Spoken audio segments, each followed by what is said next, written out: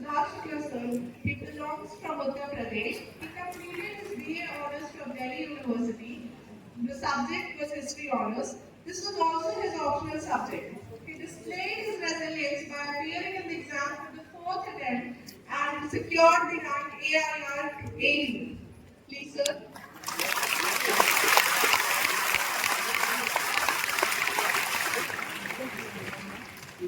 Good evening ma'am.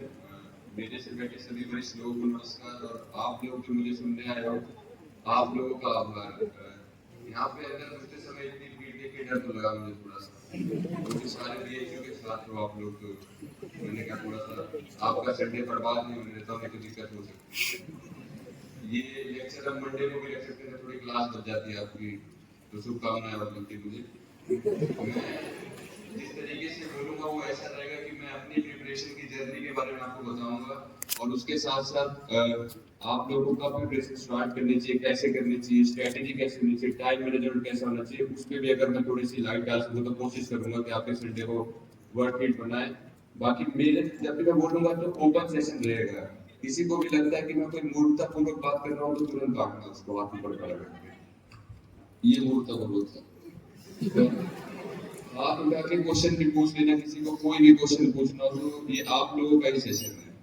तो मैं start करता हूँ। जैसे कि स्कूल में मैं बहुत ही आइडियल छात्र नहीं था, मतलब काफी ज्यादा अच्छे नंबर वगैरह भी नहीं आते थे और पेटीएम में मेरे पेरेंट्स को टीचर कहते थे कि लड़का ठीक है लेकिन ध्यान नहीं देता पढ़ाई पे। ठीक है चलो, लेकिन फिर 2016 में मतलब कुछ ऐसा हुआ मेरे घर में, जैसे मेरे पिताजी को एक माइनर ब्रेन स्ट्रोक आया। तो पहले मैं खेलने कूदने में सोचता था फुटबॉलर बन जाऊंगा, बहुत बड़ा राइटर बन जाऊंगा, लेकिन फिर मुझे लगा कि सरकारी नौकरी करनी पड़ेगी थोड़ी।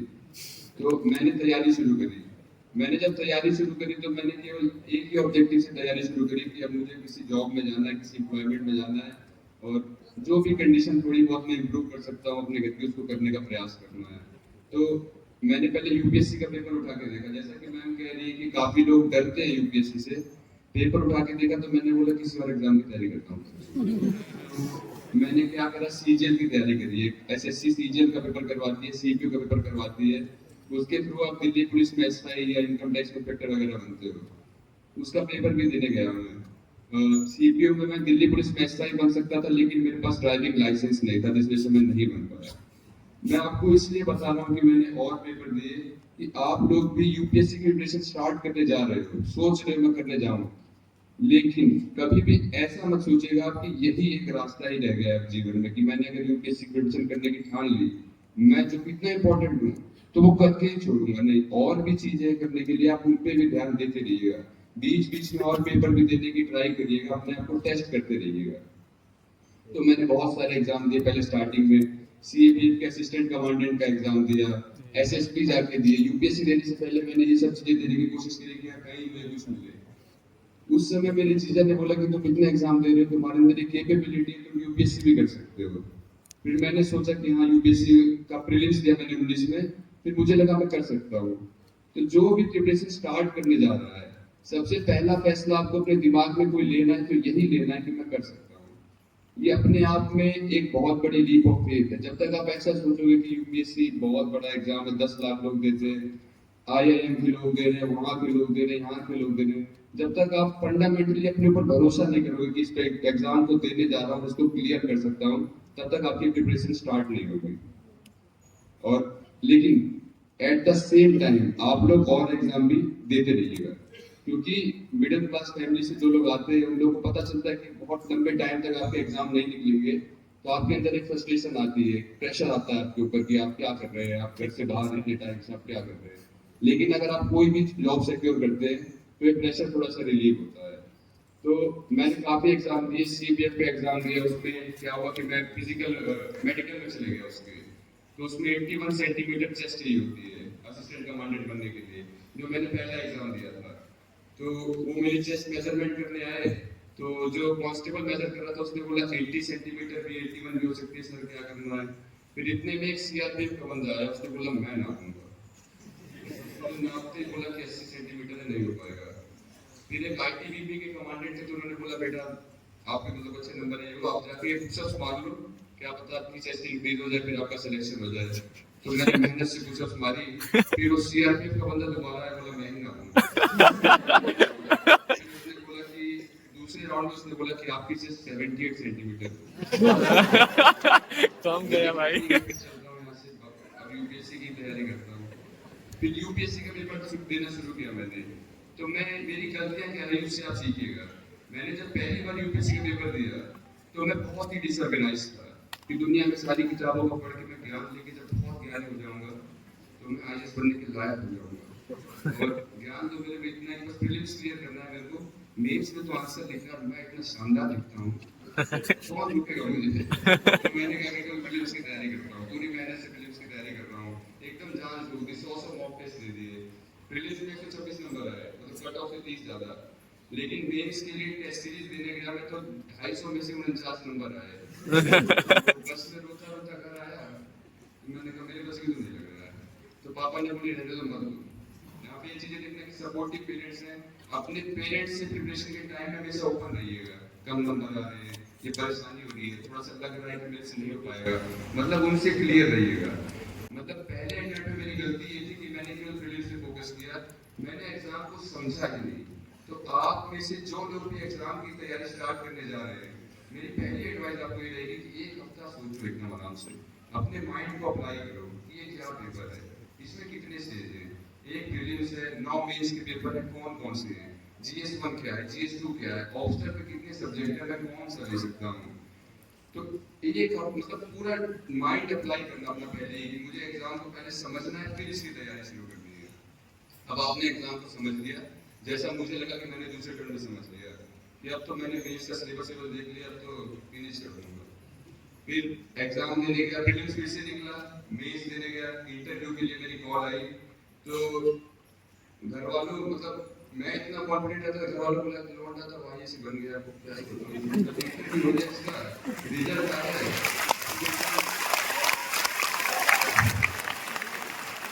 माना लेके तैयार रहेंगे कि हाँ जो आई से बन गया। रिजल्ट आया तो जीरो रिजल्ट पहुंच जाता है जब आपका नाम नहीं होता। तो सारे लोग एक साथ बैठ के देख रहे थे, तो मैंने देखा तो मैं बोला अच्छा, मैं कहा चलता हूँ थोड़ी दूर। तो हमारे उधर एक पार्क है स्मृति वन में, वहां पे गया और एक बेंच पे बैठ के बढ़िया रोया बहुत देर। ये भी मेरी एडवाइस रहेगी आप लोगों की जो तैयारी कर रहे हो, अपने एंजाइटी और अपने स्ट्रेस को अपने अंदर घोट के मत पीते रहना है, मतलब रोने का मन रहे तो बढ़िया रोना है।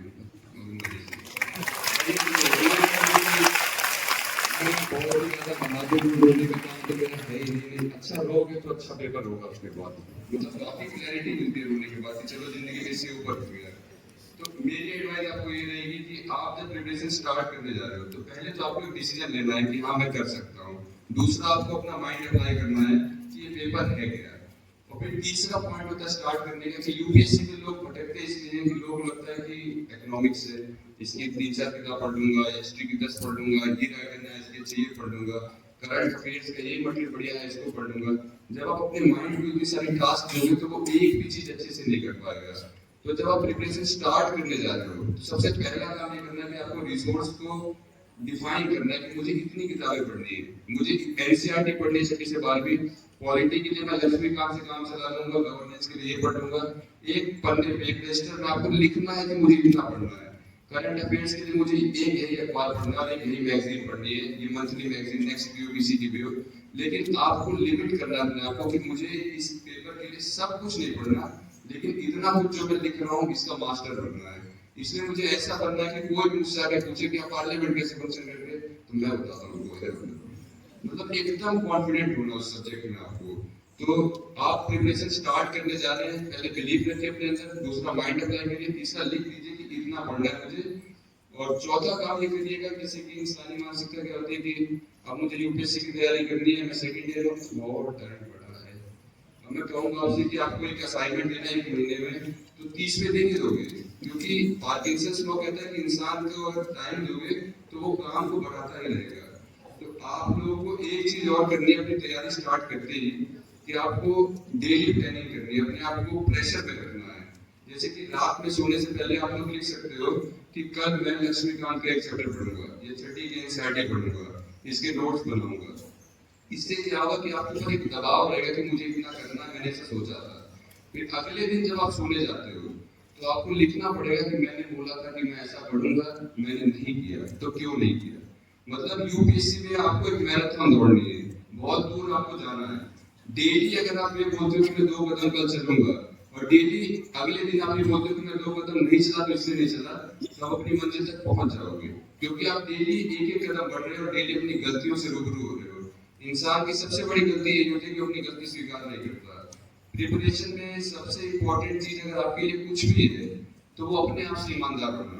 मतलब दुनिया में किसी से भी झूठ बोलना, अपने आप से मत बोलना कभी भी कि मेरा पेपर इसलिए नहीं हुआ कि ऐसा बहुत मुश्किल आ गया है, यूपीएससी में बहुत अनप्रिडिक्टेबल हो गया है, ह्यूमैनिटीज वालों के साथ बुरा करता है, मैथ वालों के साथ अच्छा करता है। कोई ऐसी बात नहीं है। गलती को अपने अंदर हमेशा ढूंढना कि गलती मेरे से ही कुछ हुई होगी, या मैं ही कुछ ऐसा नहीं कर पाया होऊंगा। अभी ये है यूपीएससी प्रिपरेशन की स्टार्टिंग के बारे में, किसी को कोई डाउट हो तो पूछ सकता है भाई। काफी क्लियर लोग हैं यहाँ पे, डाउट पहले से ही काफी पढ़े हैं। तो उसके बाद क्या होगा कि आप प्रीलिम्स की तैयारी, आप तैयारी आपने शुरू करी। आपने देखा कि इस एग्जाम के 3 फेज है, इसमें प्रीलिम्स है, मेंस है, इंटरव्यू है। तो सबसे पहले आपको किस चीज पे फोकस करना है सबसे ज्यादा? मेंस। मेंस वाले कितने लोग हैं? एकदम गलत जवाब। सबसे पहले प्रीलिम्स पे करना है। 10 लाख लोग पेपर दे रहे हैं, 10,000 लोग मेंस लिखेंगे, 9,90,000 नहीं लिखेंगे। मेंस की तैयारी कर लो, बहुत भयंकर, एकदम बादशाह बन जाओ उसके। पेपर ही नहीं दे पाओगे तो क्या करोगे उसमें? क्योंकि मैं एसए की तैयारी करूंगा, दिन में 3 घंटा तो केवल एसए लिखूंगा, 150 नंबर आएंगे मेरे मेंस में। प्रीलिम्स से निकले रहोगे तो एसए किसको दिखाओगे? भाई को पढ़ाओगे, छोटे को देखो पढ़ो तो बहुत अच्छा है। सबसे पहली आपकी प्राइमरी रिक्वायरमेंट ये है कि आप अपने अंदर वो स्किल डेवलप करो कि आप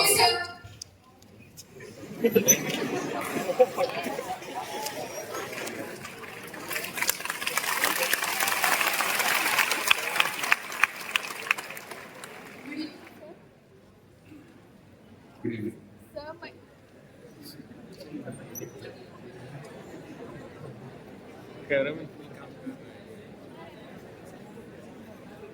क्वेश्चन इज कि आपने जब प्रिपरेशन स्टार्ट करी थी तो ऑप्शनल सब्जेक्ट का चूज करने का उसका स्ट्रैटेजी क्या था, या फिर आपने जब प्रिपरेशन स्टार्ट की थी तो आपने प्रीलिम्स से स्टार्ट, सिलेबस से स्टार्ट की थी या मेन से? क्योंकि सिलेबस काफी सिमिलर, थोड़ा बहुत सिमिलर होता है दोनों का। तो आपके माइंडसेट में क्या था कि आपने प्रीलिम्स का पहले करना है या मेंस का पहले करना है, दोनों साथ में चल रहा है?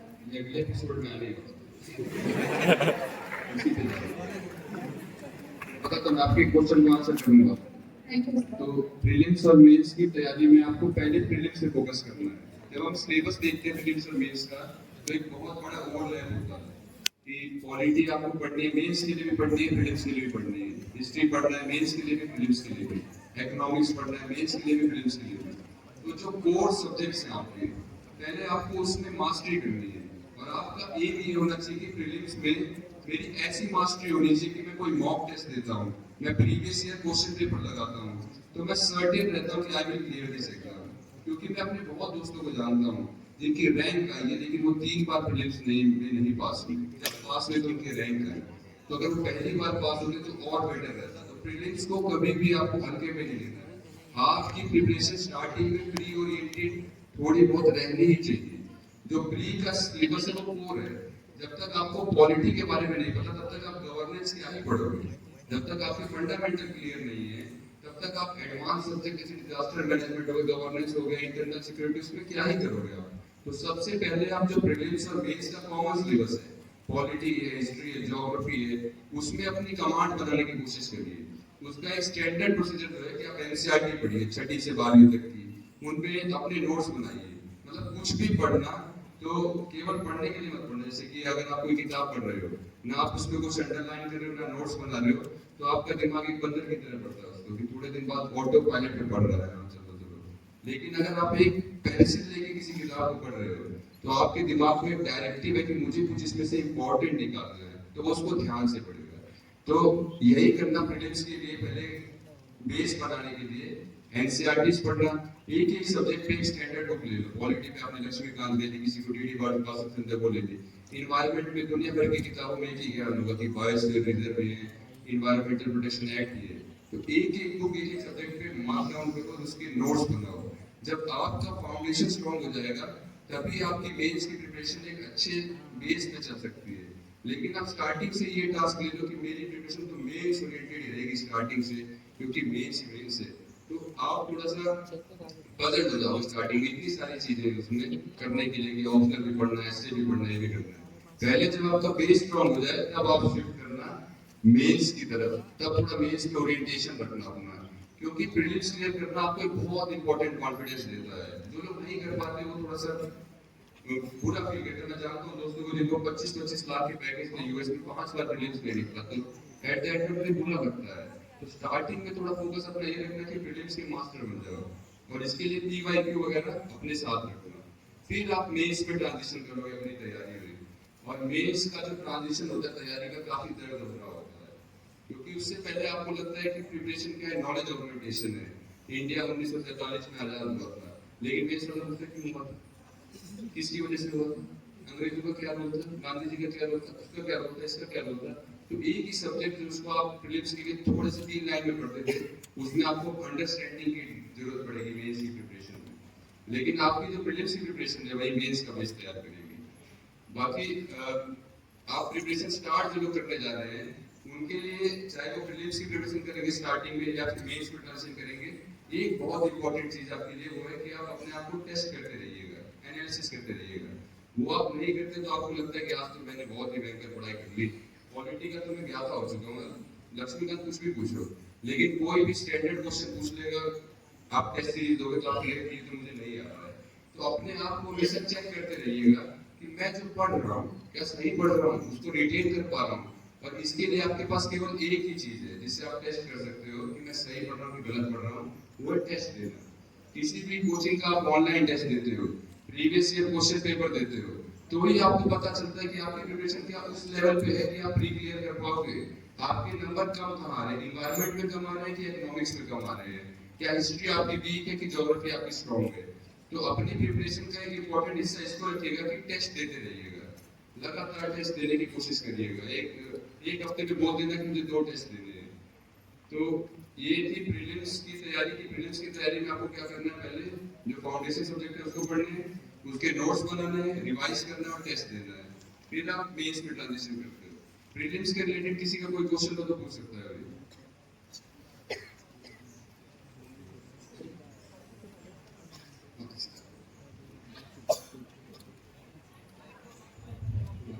सीसेट, आप ये लोग क्वेश्चन जैसा है कि सीसेट है एक इंपॉर्टेंट पार्ट है प्रीलिम्स का, उसको पहले लोग इग्नोर करते थे।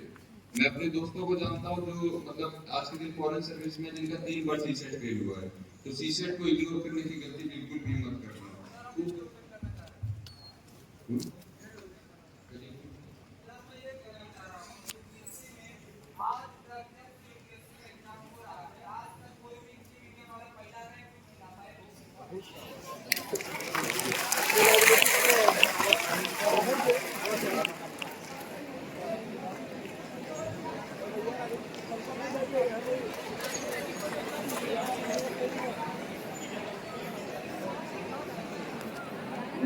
इसमें तो आप लोग भी बराबर ना चाहिए, कोई आज तक पहली रैंक नहीं लगा तो आप बड़ा कुछ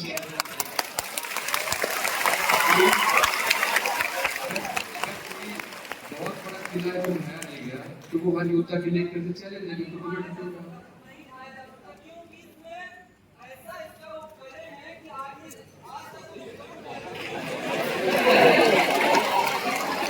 अरे यार उसका सवाल सही है यार।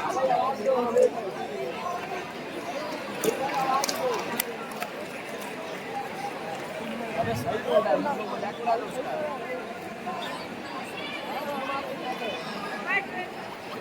मेरे दोस्त हैं दिल्ली पांडे हिंदी मीडियम से, उनका भी अच्छी रैंक है, उनकी काफी मेहनत वो करी। रैंक 1 का बात कर रहा है यार।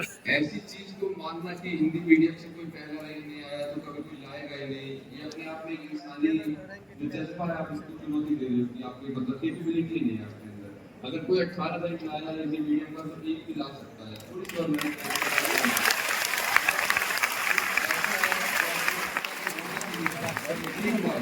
तो कोशिश करना, चाहे लड़ो चाहे कुछ करो, उसको प्रूव करो, लेके दिखाओ पहले रैंक। ये मत बोलो कि सिस्टम ही मेरे खिलाफ है, डिजाइन है कि मैं हिंदी मीडियम वालों मुझे प्रताड़ित करने के लिए बनाया गया है। प्रताड़ित पाटना जेल के भी लोग बहुत आगे तक गए, जिनके पास रिसोर्स नहीं रहते वो भी फर्स्ट रैंक लेके आए। बिहार के मेरे दोस्त शिव कुमार जी जो फर्स्ट रैंक लाए, काफी मेहनती थे। मतलब अगर आपको ऐसा लगता है पहले ही आपने मान लिया कि आपके खिलाफ ही चल रही है चीजें, तो आप कभी वहां तक नहीं जाओगे।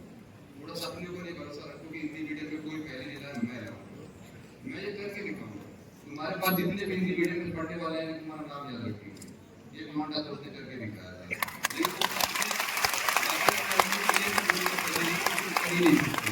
तुम्हारे खिलाफ ही है, तुम्हारे मतलब बस की ही नहीं है, ये मत करो। उनसे कह रहे कि मैं भी अगर नहीं भी कर पाऊँ तो कह रहे तुम करके दिखाओ।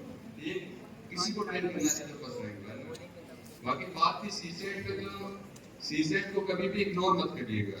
कोशिश ये करिएगा कि सीसेट के जितने भी पेपर है 2013 से उन सबको एक एक बार आपको सॉल्व करना है। दूसरा, कोई भी बुक उठा लीजिए सीसेट के ऊपर जिसमें सीसेट का प्राइमरी सिलेबस कवर हो और अपनी प्रिपरेशन का एक इंपॉर्टेंट पार्ट बनाइए उसको, क्योंकि कोई भी चीज जो आपको उस एग्जाम से एक्सक्लूड कर सकती है, आपके टैलेंट को एक तरह से नेगेट कर सकती है। आपकी बहुत अच्छी मेंस की तैयारी है और आप सीसेट नहीं क्लियर कर पा रहे, आउट हो जा रहे हैं, तो उससे बचना है। आपको हमेशा एकदम श्योर ग्राउंड पे खड़ा होना है कि सीसेट में क्लियर कर दूंगा आराम से, तभी आप मेंस पे फोकस कर पाओगे, तभी जीएस पे फोकस कर पाओगे। तो सीसेट के लिए आपको सारे प्रीवियस ईयर क्वेश्चन पेपर करने हैं और एक बुक ले लीजिएगा जिसको आप रेगुलर बेसिस पे सॉल्व करते हैं, मैथ्स पे अपना एप्टीट्यूड बनाते हैं। दूसरा, सीसेट का एक बहुत इंपॉर्टेंट पार्ट है कम्प्रीहेंशन। कम्प्रीहेंशन ये है कि आप कोई भी किताब पढ़ते हैं, अखबार भी पढ़ते हैं, नोवेल भी पढ़ते हैं, मैं आपको एक रैंडम पैराग्राफ देता हूँ, आपको समझ में आया कि नहीं समझ में आया, वो बहुत जरूरी है। तो कोई भी चीज पढ़िएगा तो रटने के लिए मत पढ़िएगा, उसको समझने के लिए पढ़िएगा।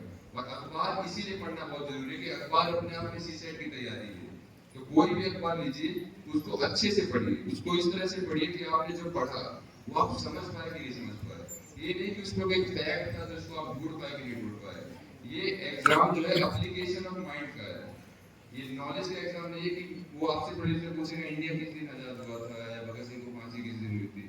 ये आपसे पूछेगा कि इरविन गांधी टॉक्स में से क्या क्या इंपॉर्टेंट चीजें थी, कैपिटलिस्ट लोगों के लिए क्या था, कम्युनिस्ट के लिए क्या था। तो ये एप्लीकेशन ऑफ माइंड का क्वेश्चन है। तो अपनी पढ़ाई में हमेशा इस चीज का ध्यान रखिएगा कि आपको रटना नहीं है चीजों को, आपको चीजों को समझना है और एक श्योर फुटिंग पे समझना है। ऐसा समझना है कि आप एक छोटे बच्चे को समझा सकते हो। ये प्रीलिम्स की तैयारी में फिर एक और पॉइंट आपने ऐड करा जो बहुत ही वैल्यूएबल था कि सीसेट पे भी ध्यान रखना है। फिर प्रीलिम्स के बाद आपको ट्रांजिशन करना पड़ेगा मेंस की तैयारी में, और मेंस की तैयारी में बहुत ही इंपॉर्टेंट पार्ट होता है कि आपके अच्छे नोट्स हो। तो मैं एक और चीज बोलूंगा कि जो ऑर्गेनाइज करवाने का टाइम एक्सीड होते हैं मुझे बता दीजिए। तो मेंस की प्रिपरेशन में आपके लिए बहुत इंपॉर्टेंट चीज है नोट्स बनाना। नोट्स क्या होते हैं? एक रिकॉर्ड होता है आपकी समझ का, आपने एक किताब पढ़ी, उसमें से जो आपको समझ में आया उसको आप एक सिस्टमैटिक वे में कहीं लिख दोगे तो वो नोट्स बन जाएंगे। नोट्स बनाने में काफी गलती लोग ये करते हैं कि पूरा पूरा लिखने लग जाते हैं, सब कुछ इंपॉर्टेंट लग रहा है। तो मेंस की प्रिपरेशन में स्टार्टिंग में ये करोगे कि सिलेबस वाइज नोट्स बनाओगे। सिलेबस में लिखा है कम्युनिज्म, तो उस पे नोट्स बनाने हैं, तो उस पे बहुत ज्यादा नोट्स नहीं बनाने। कम्युनिज्म पे कोई भी किताब पढ़ोगे, सेक्युलरिज्म पे किताब पढ़ोगे, उसको एक बार रीड करना, अंडरलाइन करना, दूसरी बार जब पढ़ना तब नोट्स बनाना, ठीक है? ताकि नोट्स में आपको पहली बार जब पढ़ते तो आपको लगता है ये भी जरूरी है, वो तो बहुत जरूरी है, ये तो सबसे ज्यादा जरूरी है, लेकिन दूसरी बार में आपको समझ में आएगा कि नहीं इतना जरूरी तो था नहीं जितना लग रहा था पहली बार में, क्योंकि इंसान का माइंड थोड़ा इजी होता है जब दूसरी रीडिंग में जाती है। तो मेंस के लिए आपको नोट्स बनाने हैं, सिलेबस वाइज सब्जेक्ट वाइज हर एक चीज के नोट्स बनाने हैं। और दूसरा, मेंस के लिए आपको आंसर राइटिंग वगैरह भी करनी होती है। आंसर राइटिंग की प्रैक्टिस की प्रिपरेशन के लिए आपको एक एडवाइस दूंगा कि जब आप एनसीईआरटी पढ़ेंगे 6ठी से 12वीं तक की, तो पीछे दिए हुए हर एक सवाल का उत्तर अपने आप लिखने की कोशिश करिएगा। कभी कभी क्या होता है कि व्हाट इज एनवायरनमेंट जैसे क्वेश्चन का भी आप अच्छे से डेफिनेशन नहीं दे पाते हैं, क्योंकि आपका माइंड अभी उस पेज में नहीं गया है कि मैंने एक सब्जेक्टिव क्वेश्चन लिखा और उसका उत्तर मैं सोच के लिखने लग गया स्पीड के साथ।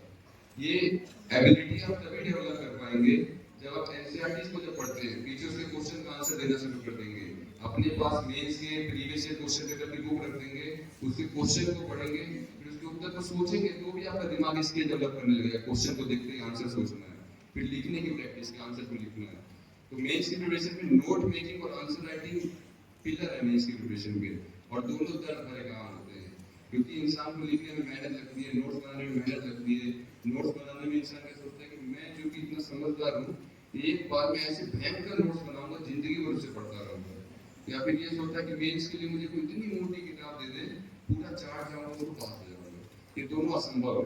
आप कभी भी परफेक्ट नोट्स बना ही नहीं सकते, आप कभी भी यूपीएससी का पूरा सिलेबस कवर कर ही नहीं सकते, लेकिन आप एक चीज कर सकते हो कि जितना भी आप कवर कर रहे हो सिलेबस, जो भी किताब पढ़ रहे हो उसको अच्छे से पढ़ रहे हो, उसमें नोट्स जो बना रहे हो, अगर आपको लगता है 1% भी अच्छा नहीं लगा तुरंत छोड़ दो। मतलब प्रिपरेशन में एजिलिटी इंपॉर्टेंट चीज है कि आपको कुछ भी लगता है ये मैं गलत कर रहा हूँ, तुरंत चेंज करना अपने आप को बदलने में थोड़ा भी टाइम नहीं लगाना। अपने मैं को कभी इतना इंपॉर्टेंट नहीं समझना कि मेरी ये स्ट्रेटेजी है, आपकी कोई भी स्ट्रेटेजी नहीं है, आपकी ऐसी स्ट्रेटेजी को लोग पहले ही फॉलो कर चुके होंगे। तो कोई भी चीज लगे कि गलती हो गई थी, तुरंत मानना है, तुरंत चेंज करना है। तो थोड़ी देर का मैं ब्रेक लेता हूँ आप लोगों से, अगर किसी क्वेश्चन पूछना है तो पूछ सकते हैं। मेरे फ्रेंड्स मेरे बाद थोड़ा इसके आगे बोलेंगे।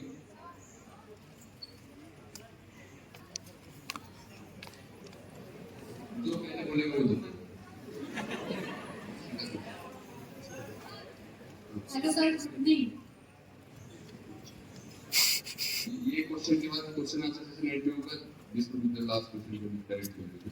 ओके जस्ट ज्यादा टेंशन हो रही है, फर्स्ट टाइम मेरा समय लगा। कोई नहीं इसको क्लियर धड़कन बढ़ गई।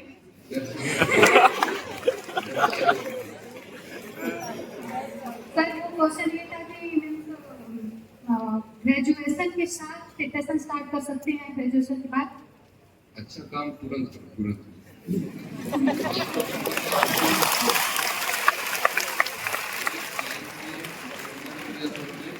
लगता है कि अच्छा काम है तुरंत कर देता है, और लगता है कि बेकार काम है तो मैं बाद में करूंगा। सर हम भी कर रहे हैं फर्स्ट ईयर है अभी, और वो घर वालों के जिद से घर वाला मतलब कोई मान नहीं रहा था बीए के लिए, और लोग बोल रहे हैं कि बीए करके क्या करोगे? बोले बकरी चराओगे बीए करके। तो शायद काफी जिद के बाद आई थिंक 1 से 2 महीने तक बहुत रोए हैं बीए के लिए। फिर फाइनली सर आज तक बोल सकते हैं ना, आई थिंक तो आज तक हम कभी बेहोश अगर गिरे नहीं थे, बीमार हो गए थे फिर भी, बट इतना वीकनेस आ गया था बीए के लिए कोई मान नहीं रहा, तो बेहोश होकर गिर भी पड़े। तो उसके बाद मेरे पेरेंट्स मान के बीए कर रहा बीए पर।